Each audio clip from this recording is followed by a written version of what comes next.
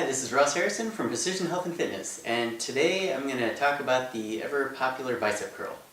So this is, on paper, an incredibly easy, simple exercise. Essentially, your elbow joint is bending, and that's really the only thing that's going on.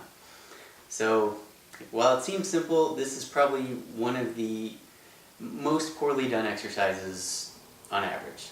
There's so many ways people can cheat, and there's so many ways people do cheat. It's one of those great examples of how wanting to lift more weight, wanting to feel strong, actually ends up doing negative things to your body. It's not about how much weight can you have on a bar or how much weight can you lift. It's about how well can you work your bicep. It's a bicep curl. It's not a back curl or a neck curl or a leg curl or any other curl. You're trying to work your bicep. So I'm going to teach this from that regard. So I'm just using a small little easy curl bar. You can use dumbbells, big bar, whatever you want. For now, I'm not going to talk about hand positions or anything like that. Just hold it however you want. And really, the first step is have good posture. So if you're starting in this kind of position, chances are some things are going to happen to your back or some other things. But basically, you have a bar. Again, you're curling the bar.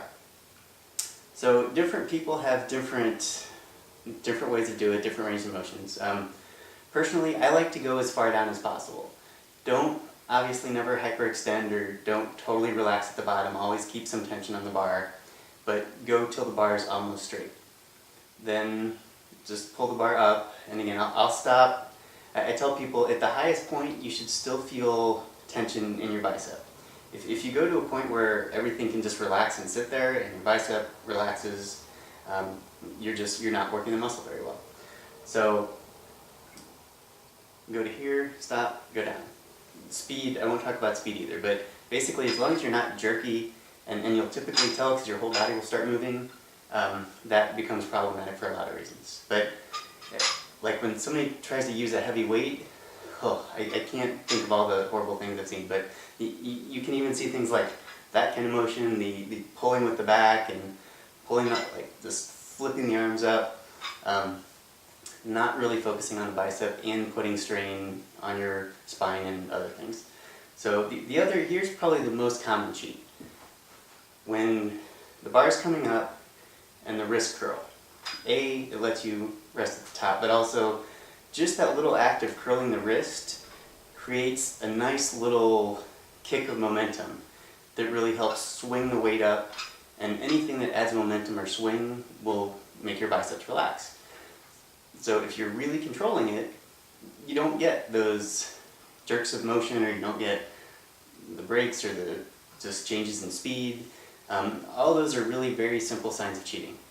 So there are, if somebody's an athlete and they're really trying to build power and speed, there are times when you can do things like that, but really the bicep curl is not the exercise to be playing with that kind of speed with. There's exercises made to do that. There's medicine ball exercises, things where you actually throw the weight, which are much better suited towards that. So there's one other cheat I'll show, and that's when wherever your elbows start, you can play with. If your elbows are out here more, it tends to create a different stress than if they're just hanging down.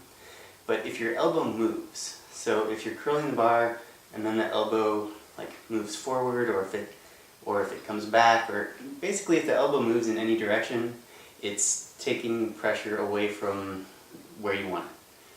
So again, the hardest thing is to do nothing except just move your arm through that range of motion and keep your elbow and ideally the rest of your body in place. So that's a bicep curl, at least the basics of it. This was more the what not to do with the bicep curl. There are many things you can do to change the difficulty, little tweaks to change which part of your arm or your biceps you're working. But that's a basic standing bicep curl. So I hope those notes help. Thanks.